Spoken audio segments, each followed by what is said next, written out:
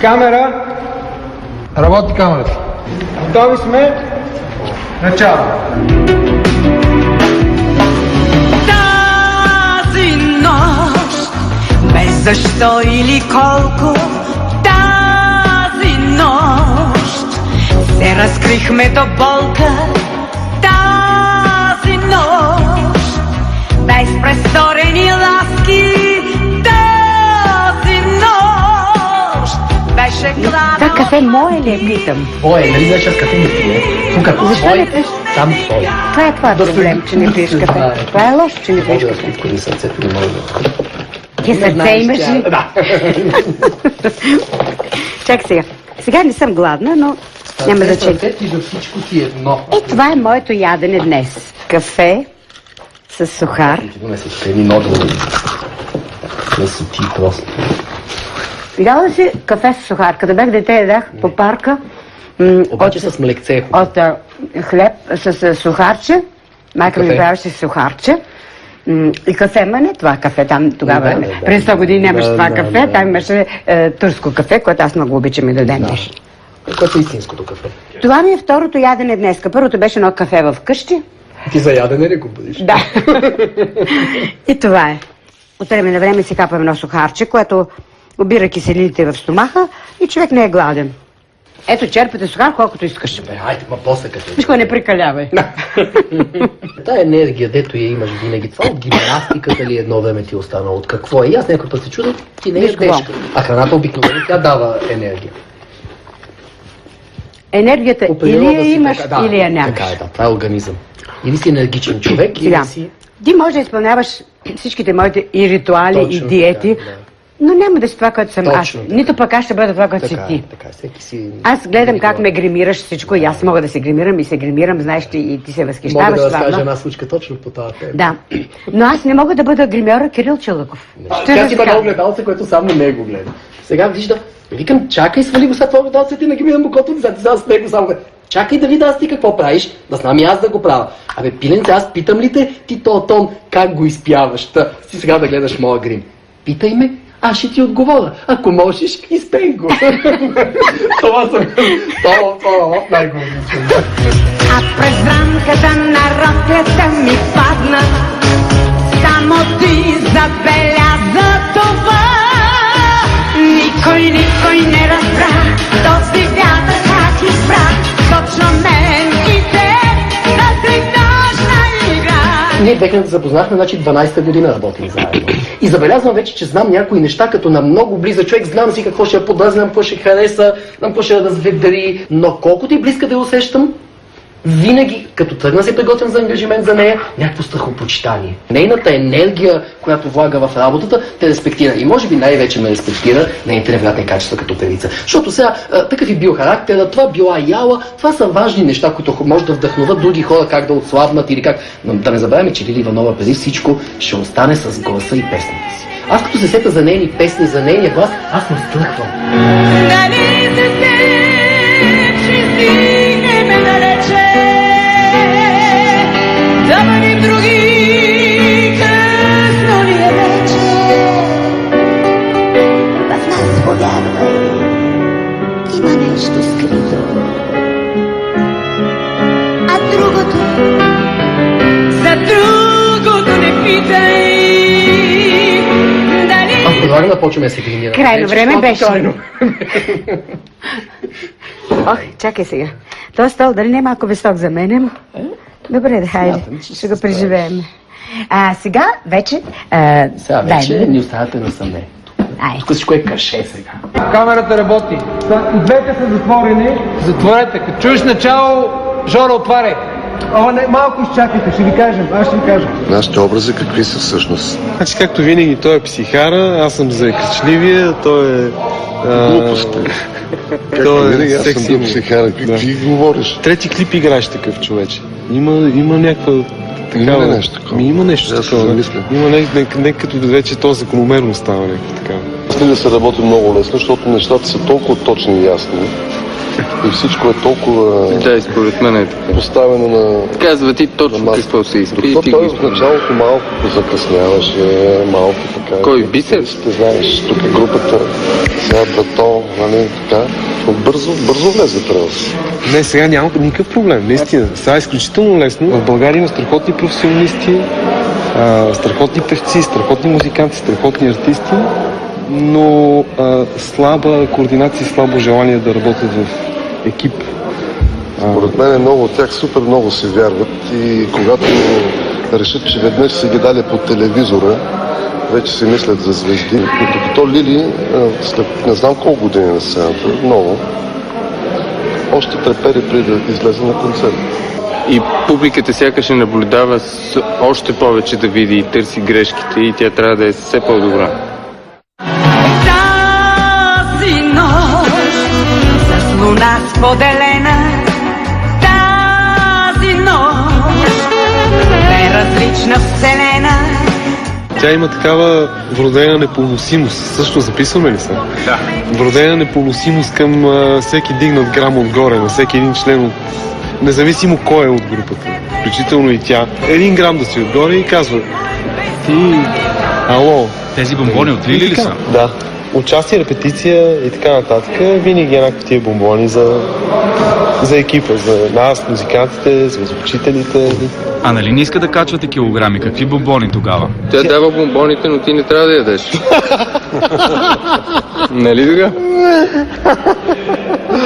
Ти вече си правиш мярката. Всеки трябва да отиде преди концерт да го види как е. Абсолютно всеки го оглежда отдолу догоре. Имаш ли гел, нямаш ли лъснал ли си обувките? Не съм ли?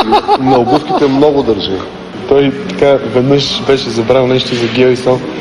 Вече излизаме концерт на сцената. Не, той беше забрал за гел. Беше, ти ли беше? И тя се тресе от притеснение и въпреки всичко само му е така ни оглежда и... Къде те гела? Къде ти е гела? И той... И Не. е такъв...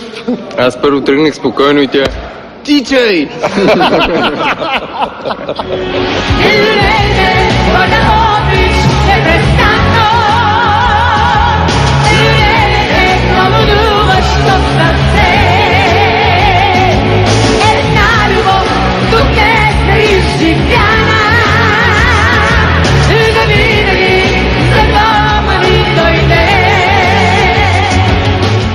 При мен няма интересни неща. Ми няма. Добре, кажи ми защо твърдиш, че при теб няма интересни неща? Защото съм естествена винаги, няма такива напудрени, няма измислени, няма неща, които сега да ви разкажа, неща, с които да бъда интересна. Няма такова нещо. Нещата са такива, каквито са. Аз съм естествен човек, при мен няма театър, няма измишло. Няма сълзи, няма ред, сълзи ред, да не кажа какво още. Сега не обичам да се самосъжалявам, нито пък да предизвикам съжалението на хората върху мен. Вижте как мога да плача.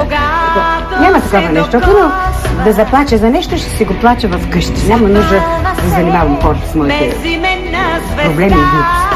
Не съм се го замаяла и мисля, че няма да се случи. Това има гаранция. Аз съм гаранция.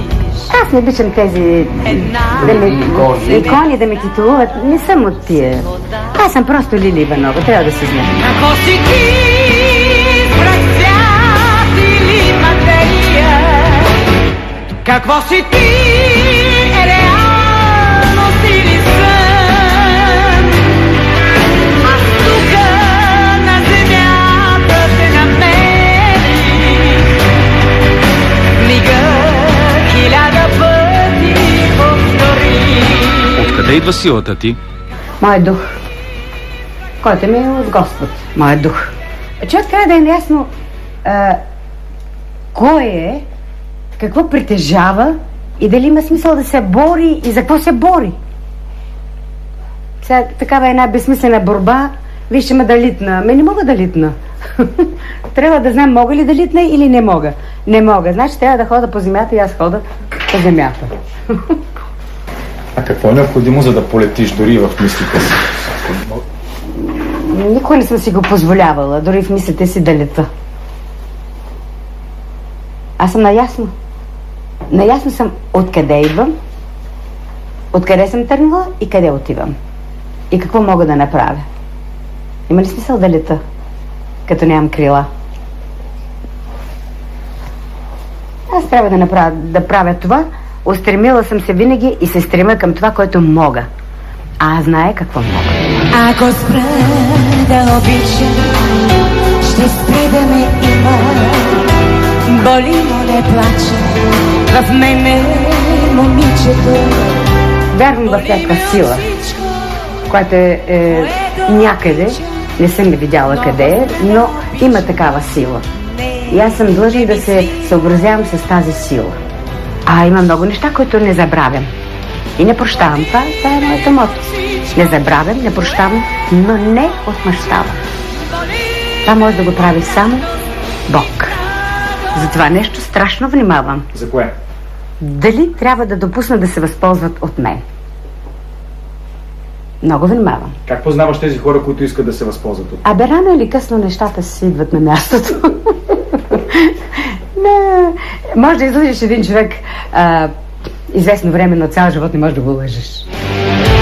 Боли ме от всичко, което обичам. Боли ме от радост и в радост се изтичам. Моето време,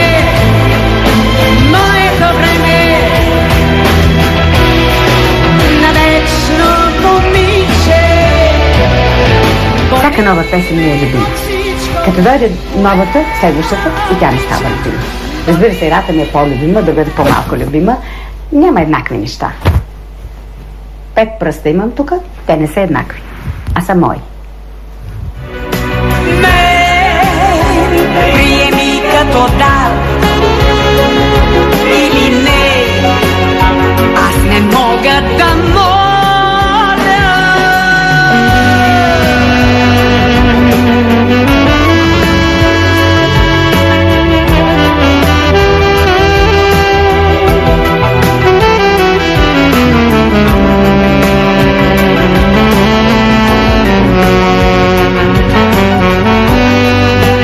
Любовта е навсякъде.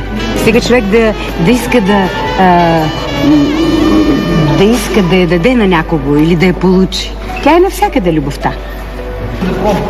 Равносметката ще я направи времето и бъдещето. Аз не мога да правя равносметка за себе си.